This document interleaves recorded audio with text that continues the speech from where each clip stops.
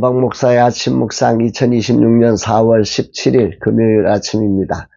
오늘은 시편 89편 1절로 52절 말씀을 통해서 믿음이 만나는 모순의 자리에서 이런 제목으로 말씀 묵상의 은혜를 나누겠습니다. 어제 목회사 하간학교 7주차를 은혜 가운데 마쳤습니다. 최선의 열정으로 달려가시는 분들을 축복합니다. 모두가 목회사 하간학교를 통해 목사로서 하나님이 기뻐하시는 종들로 서기를 간절히 기도합니다.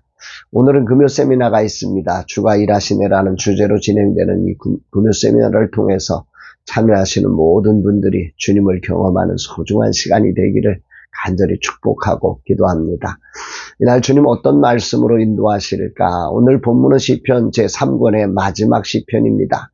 시편 제3권은 하나님의 선하심에 대한 확신으로 시작해서 다윗 언약의 파괴를 슬퍼하는 깊은 탄식으로 마무리되는 독특한 구조를 가지고 있습니다. 이런 관점에서 보면 시편 3권은 하나님의 주권과 신실함이 역사적인 비극이라고 하는 현실에서 어떻게 유지되는지를 노래하는 예배 공동체의 신학적 응답이다, 이렇게 볼 수 있습니다. 그 마지막을 장식하는 그 3권의 마지막을 장식하는 시편 89편은 크게 세 구조로 나누어집니다. 첫째는 1절에서 18절까지로 창조주 하나님의 권능과 신실함을 송축하는 찬양입니다. 여기서 강조되는 중요한 단어는 인자함과 성실함입니다. 1절, 내가 여호와의 인자함을 영원히 노래하며 주의 성실하심을 내 입으로 대대에 알게 하리이다. 또 14절에 보면 의와 공의가 주의 보좌의 기초라, 인자함과 진실함이 주 앞에 있나이다. 하나님의 인자와 성실하심을 여기서 강조하고 있죠. 이 인자와 성실하심으로 하나님께서 다윗과 언약을 맺으셨다는 것을 강조하기 위한 이런 사전장치다, 이렇게 생각이 됩니다. 3절 4절에 보니까 주께서 이르시되 나는 내가 택한 자와 언약을 맺으며 내 종 다윗에게 맹세하기를 내가 내 자손을 영원히 견고히 하며 내 왕위를 대대에 세우리라 하셨나이다. 셀라. 정말 이 다윗과 맺은 언약, 이것은 하나님의 인자와 성실함으로 맺어진 것이다. 하나님 기억하세요. 이런 느낌인 거죠.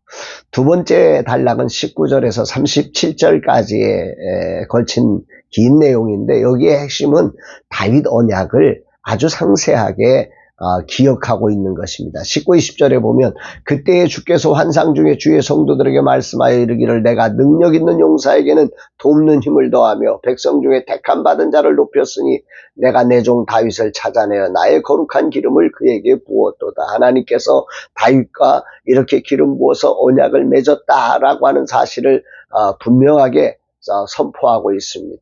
그런데 이 다윗과 맺은 언약의 특징은 하나님과 다윗 왕 사이에 이 관계에 있습니다. 하나님은 다윗을 정말 그 아들처럼 자녀처럼 그렇게 부자 관계를 맺어주신 거죠. 그래서 다윗은 하나님을 나의 아버지, 나의 하나님, 나의 구원, 바위 이렇게 표현하면서 하나님과 언약적 장자로서의 그런 거룩한 관계를 강조하고 있습니다. 그리고 아주 특징적인 것은 이 다윗 언약의 특징은 그들이 율법을 어길 때 회초리로 그들의 죄를 다스리지만 그 인자함을 결코 거두지 않겠다고 하는 약속입니다.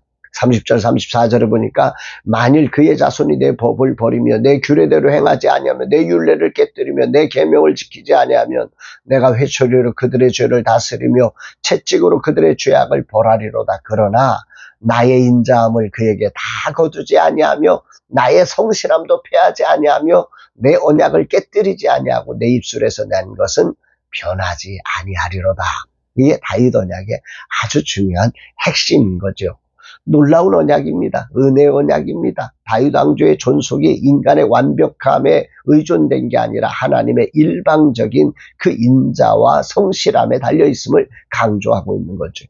시편 89편은 이런 은혜 언약을 주신 인자하고 성실하신 하나님을 찬양하며 그 언약을 상세히 기록한 후에 이제 세 번째 단계로 넘어갑니다. 38절 이후에. 그런데 이 세 번째 단계의 분위기가 완전히 바뀝니다. 38절, 그러나 주께서 주의 기름 부음 받은 자에게 노하사 물리치셔서 버리셨으며, 정말 하나님의 인자와 긍휼로 세우신 이 놀라운 언약, 은혜 언약 안에 있는 이 다윗 왕조가 우리 하나님께서 노하셔서 버리셨다는 거예요. 물리치셨다는 거예요. 이렇게 완전히 바뀐 상황을 보여줍니다. 시편 89편은 하나님이 친히 다윗 왕의 왕관을 땅에 던져 욕되게 하셨다는 표현도 나옵니다. 모든 울타리를 허물어 뜨리셨다고 비판합니다. 39절로 40절 주의 종의 언약을 미워하사 그의 관을 땅에 던져 욕되게 하셨으며 그의 모든 울타리를 파괴하시며 그 요새를 무너뜨리셨으며 이 모든 것들을 주님이 하셨다는 것입니다. 이 고백을 우리가 주목해야 합니다. 그의 광채를 그치게 하고 그의 보좌를 땅에 엎으셨다고 44절에도 표현합니다. 이 단순한 시적 표현이 아니라 국가적 존립 기간이 완전히 사라진 포로기의 참상을 반영하고 있는 거지요. 그때 지어진 거지요. 시인은 이 모든 재앙의 주체가 하나님이심을 직시하면서 언약을 폐하셨습니까? 라고 묻습니다. 46절 여호와여 언제까지니까 스스로 영원히 숨으시리이까 주의 노가 언제까지 불붙듯 하시겠습니까? 이 질문은 하나님의 약속의 신실함과 인자하심을 믿기에 인간이 당하는 처절한 고통의 자리에서 몸부림치는 외침입니다. 47, 48절 나의 때가 얼마나 짧은지 기억하소서. 주께서 모든 사람을 어찌 그리 허무하게 창조하셨는지요. 누가 살아서 죽음을 보지 아니하고 자기의 영혼을 수월의 권세에서 건지리까. 학자들은 이 시편이 이스라엘의 멸망에 가던 시드기야 왕 시대에 지어진 시라고 말합니다. 그들은 오래전 다윗 시대에 맺은 그 언약을 붙들고 몸부림치며 그 인자하심과 성실하신 하나님께 그 언약을 기억해달라고 그래서 건져달라고 외치고 있는 것입니다. 그러므로 시편 89편은 다윗에게 주셨던 영원한 왕조의 약속과 그리고 오늘이라는 예루살렘 멸망이라는 비극적 현실 사이에 이 모순을 정면으로 믿음이라고 하는 근거로 만나고 있는 거죠. 이 시는 하나님의 약속이 파기된 것처럼 보이는 그 현실 속에서도 약속을 붙들고 씨름하는 맞서길 교훈 시입니다. 분명한 사실은 세상의 왕관은 땅에 던져질 수 있습니다. 그러나 하늘에 세워진 하나님의 인자함과 성실함으로 만든 이 언약은 결코 무너지지 않는다는 거죠. 이 거룩한 실패의 자리에 예수 그리스도는 오셔서 처절한 죽음으로 우리의 저주를 청산하사 이 영원한 언약을 성취해 주셨던 것입니다.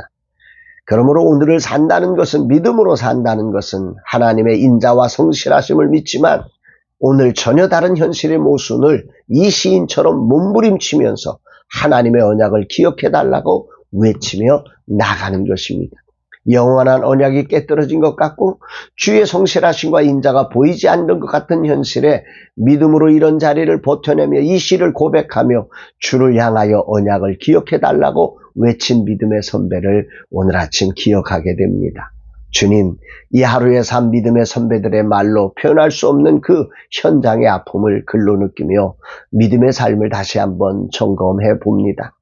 이 하루 여호와로 기억하시게 하는 자로서의 정체성을 다시금 확인하며 끝까지 믿음의 선배들처럼 이 자리를 지켜낼 수 있도록 은혜를 베풀어 주옵소서 고백합니다. 사랑하는 여러분, 참된 믿음이란 무엇이냐? 이해되지 않는 오늘의 현실에서도 하나님의 인자하심과 성실하심을 근거로 하나님의 침묵처럼 보여지는 현실에 거룩한 저항으로 여호와를 기억시키는 그런 자의 삶을 살아가는 것임을 기억하게 됩니다. 오늘도 하나님은 살아계십니다. 영원히 찬송받으실 유일한 분이십니다. 이 사실을 잊지 않고 승리하는 복된 날 되기를 주의 이름으로 축복합니다. 사랑합니다.